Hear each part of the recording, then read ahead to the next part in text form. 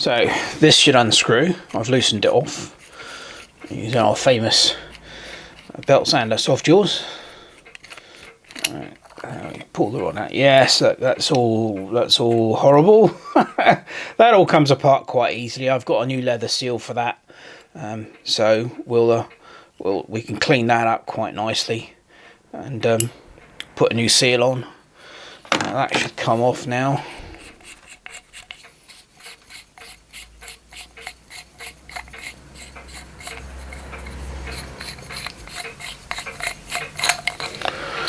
And there's the brass part of the seal, and then there's that one doesn't look too bad actually, but we'll take it off and that actually feels quite soft. If I've got a new one, obviously I'll replace it though. Now I believe you can get this part, the non-return valve is in here. We can take that apart as well with a bit of luck. So this all unscrews. Oh,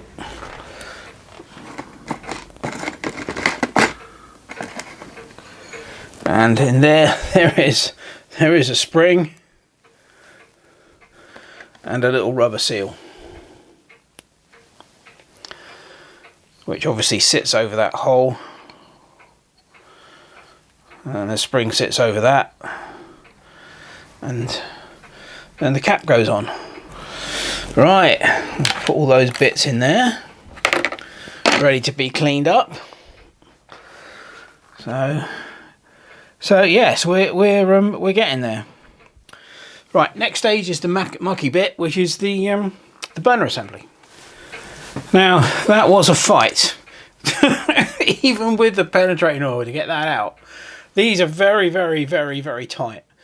Now this thing strips down further. Obviously you can take these nuts off. These are the air intake vents here. They unscrew. This unscrews, which is actually loose. Right.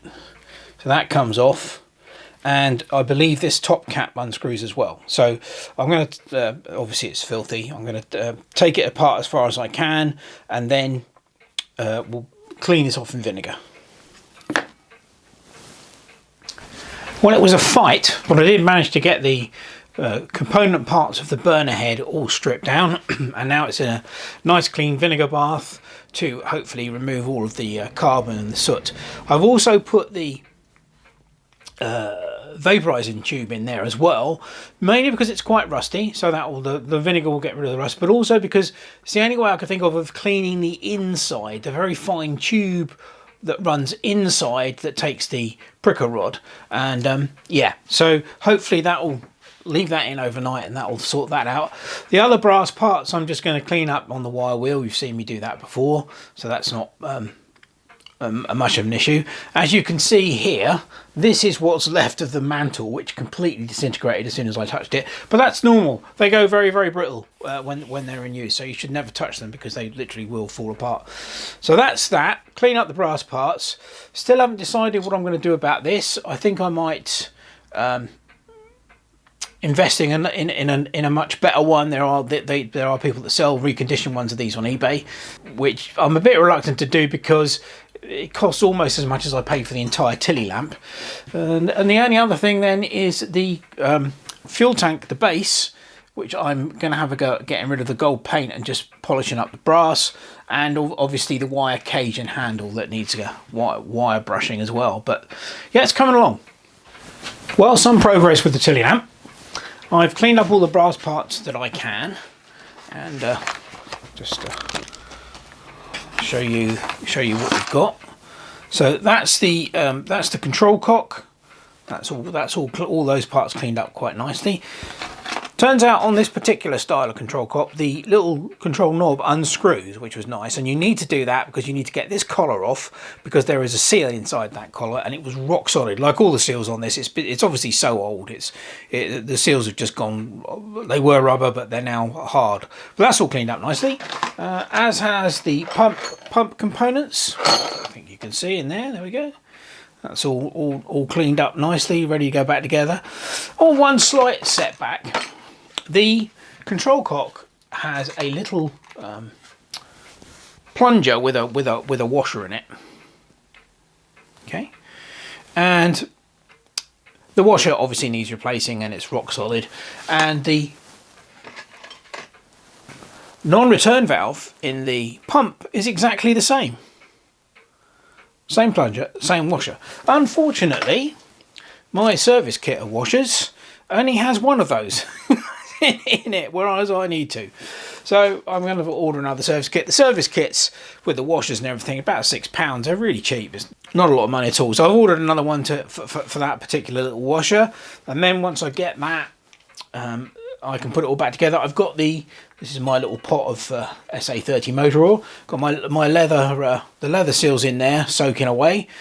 Once that's had a good soak, then we can put the pump back together, and we can put the whole control cock, and once I've cleaned up the vapor tube, we can put all that back together. So it's coming along.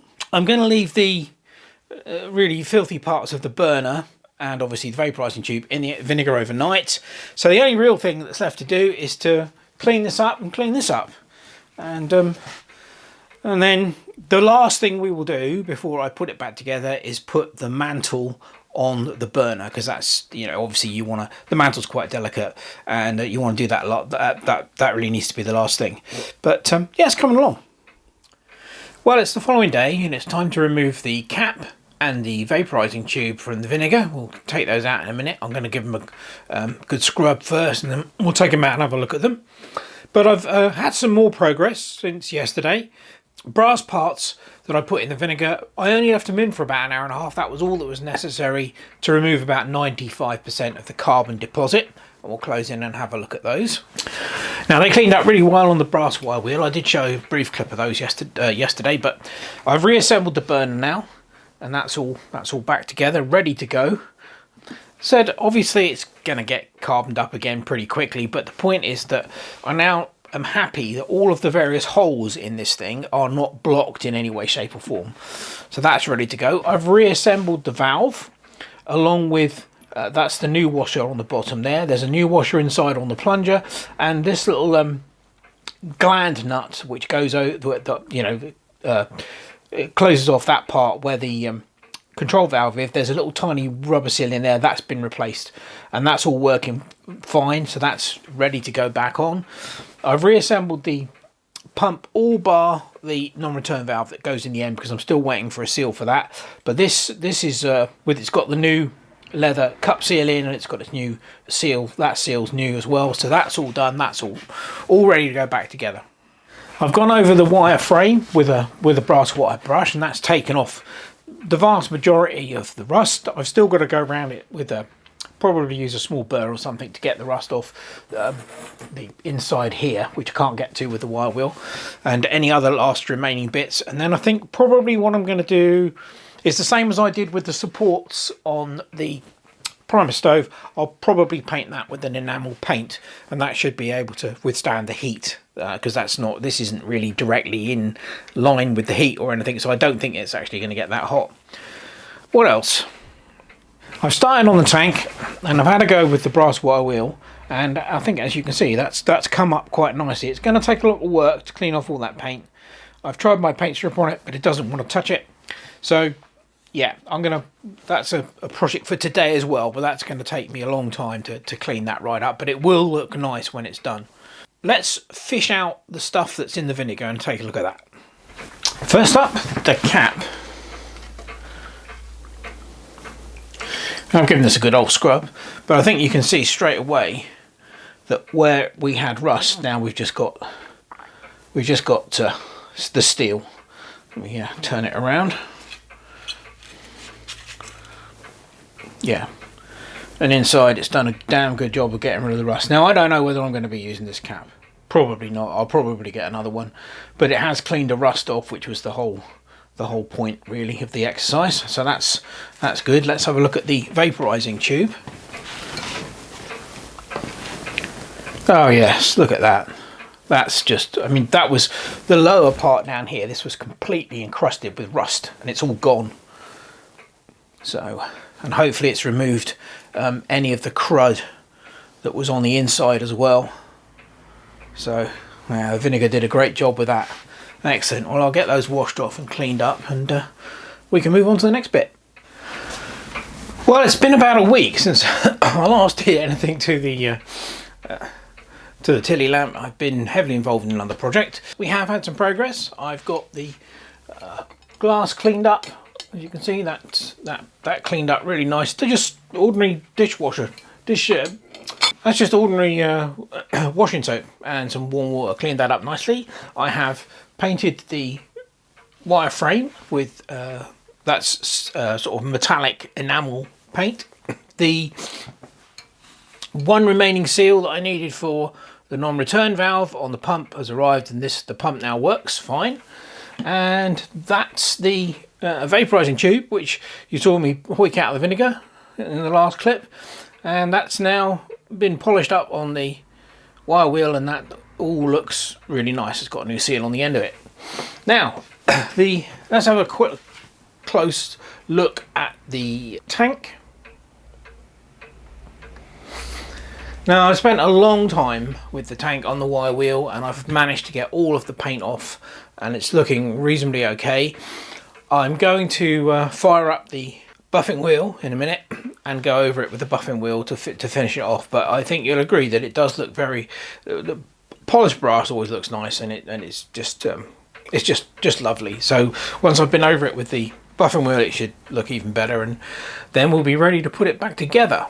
Now, as you can see, I've splashed out, which is unlike me, but I was looking at these on eBay. There's a chap called the Tilley man on eBay who does spares for Tilley lamps and primer stoves, and he sells these reconditioned caps.